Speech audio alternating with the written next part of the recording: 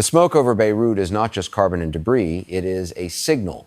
It is a weaponized medium designed to be seen by every capital city on this planet. As we enter day 42 of this brutal escalation, the world is witnessing a phenomenon that goes far beyond traditional warfare. We are watching a masterclass in cognitive ambush, a terrifying strategy where the roar of the F-35 is synchronized perfectly with the calculated whispers of diplomacy. Look at the headlines today. Look at the staggering contrast. On one side of the screen, you see a nation in mourning. Lebanon is burying hundreds of its citizens in a single day.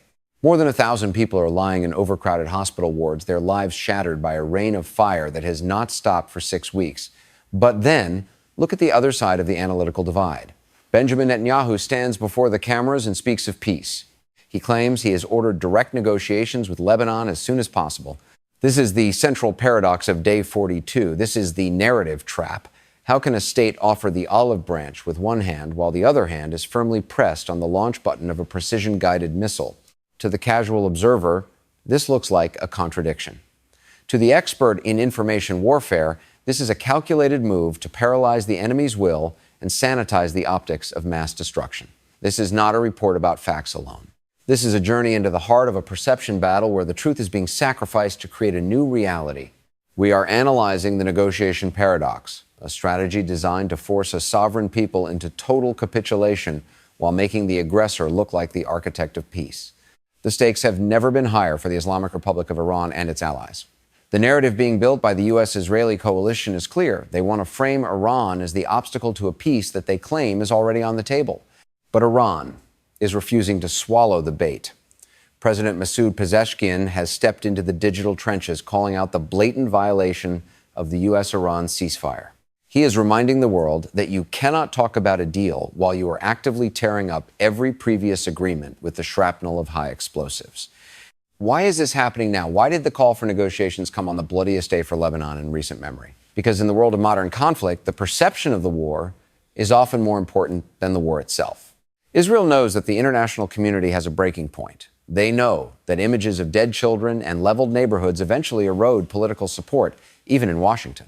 By announcing a desire for negotiations at this exact moment, Netanyahu is performing a strategic pivot. He is attempting to frame the carnage. The narrative he is pushing is that the violence is merely a necessary, albeit tragic, prelude to a grand diplomatic solution. He is trying to shift the blame for every future death onto Lebanon and Iran. The message is, we offer to talk. If the bombs keep falling, it is because they refused our hand. This is psychological pressure at its most cynical level. It is designed to create a cognitive dissonance in the minds of the Lebanese people and the wider Arab world. It is an attempt to drive a wedge between the resistance and the civilian population.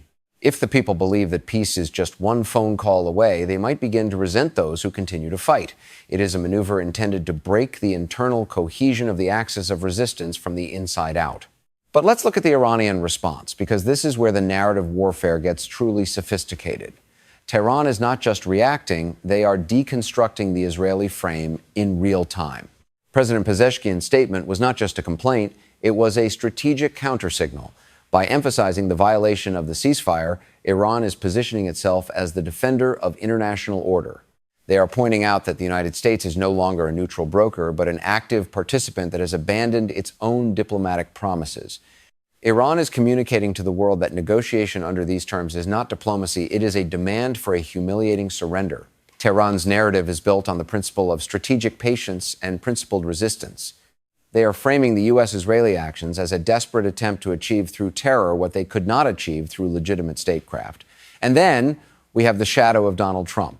His latest declaration adds a new, darker layer to the information battlefield.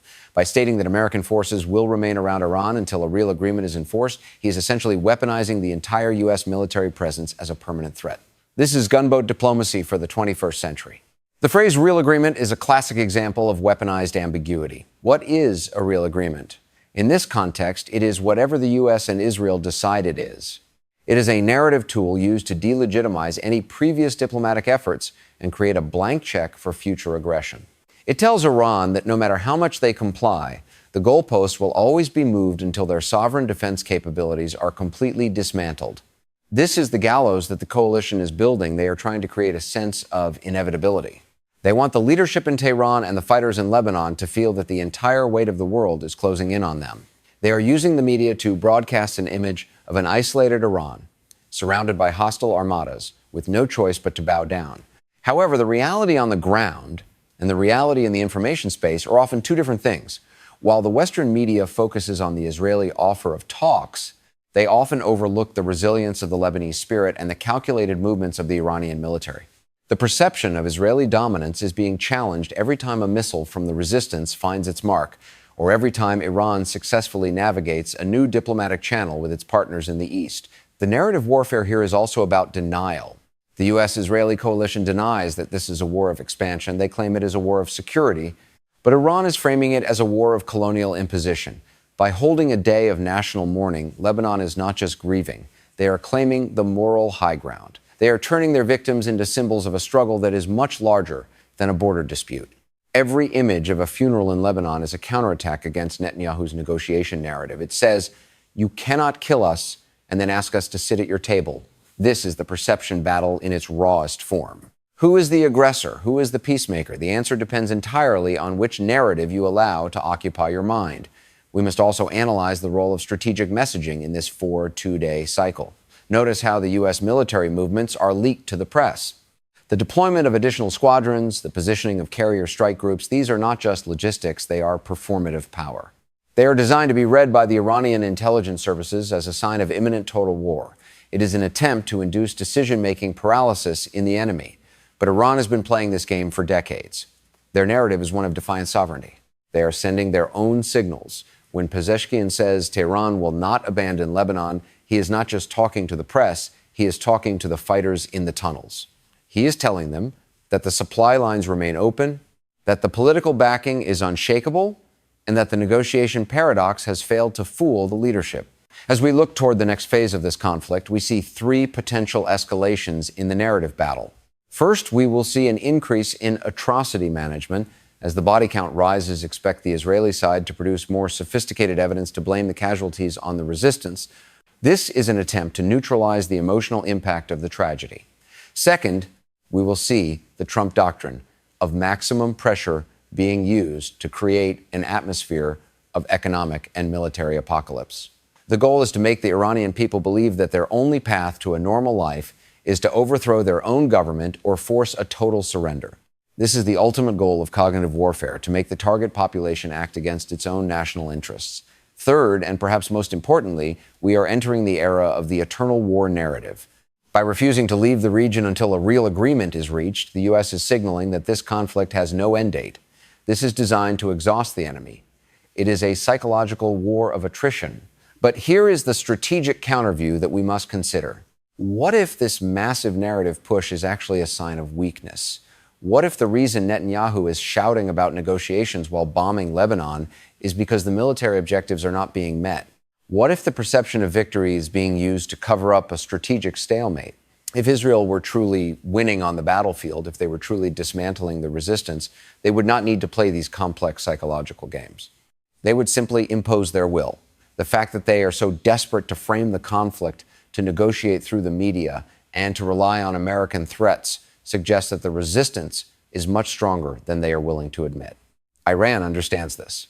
Tehran knows that as long as they do not break, as long as they do not accept the negotiation paradox, the entire U.S.-Israeli narrative will eventually collapse under the weight of its own contradictions. You cannot maintain a peace-seeking persona while committing massacres forever. Eventually, the mask slips. The impact of this narrative warfare on the actual battlefield is profound. It dictates where the soldiers go, it dictates how the missiles are aimed, and it dictates how the world views the outcome. If the world believes Iran is the aggressor, the coalition has a green light for total war. If the world sees the truth that Lebanon is being martyred and Iran is being encircled for the crime of independence, then the coalition becomes the pariah. This is why we must be so vigilant. We are not just watching a war, we are being recruited into one. Every time you scroll through a news feed, you are being hit by a narrative projectile. The goal is to capture your cognitive space. As day 42 draws to a close, the negotiation paradox remains the dominant weapon. It is a trap designed to turn the victim into the villain. But the axis of resistance has its own story to tell. It is a story of a people who have seen these tricks before. It is a story of a region that refuses to be rearranged by foreign architects. The strategic aftermath of this day will be felt for years. If the U.S.-Israeli narrative succeeds, we are looking at a future where diplomacy is simply a synonym for surrender, where a nation can be bombed into the ground while the world applauds the peace process. But if the Iranian narrative holds, if the world recognizes the negotiation paradox for what it is, then the coalition's psychological walls will begin to crumble. The true cost of Day 42 is not just in the lives lost in Lebanon, it is in the death of the old world order. We are standing at a crossroads. One path leads to a world where might makes right and truth is whatever the most powerful media machine says it is. The other path leads to a world where resistance to hegemony is recognized as a fundamental right. The battle for Lebanon is the battle for the soul of the international system. The missiles are real, the blood is real, but the most important fight is the one happening inside the minds of the global audience. Do not let them colonize your perception. The warning is clear. Day 42 is not the end. It is the beginning of a much deeper, more dangerous phase of the conflict, a phase where the line between a peace offer and a war cry has been completely erased. As the U.S. forces tighten their circle around Iran and as Netanyahu continues his diplomatic bombardment, we must ask ourselves, what kind of real agreement can ever be reached on a foundation of broken promises and smoking ruins? The answer will not be found in a press release or a televised speech. It will be found in the resolve of those who refuse to be intimidated. It will be found in the strategic silence of Tehran as it prepares its next move. And it will be found in the eyes of the people of Lebanon who know that the only true negotiation is the one that happens on their own terms, on their own land. The negotiation paradox is the ultimate test of our era.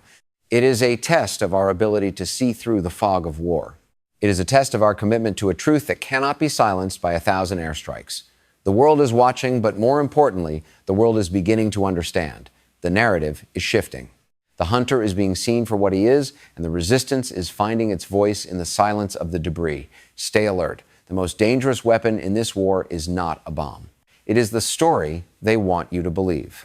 And the most powerful defense is your refusal to believe it. The strategic implications of this shift are massive. If the narrative of forced negotiation fails, the U.S. and Israel will be left with only one option: total, unmasked aggression. This would be a move of such immense risk that it could ignite the entire planet. They're gambling everything on the hope that their psychological games will work, but Iran is playing the long game. They are waiting for the narrative of the aggressor to fully mature in the minds of the global majority.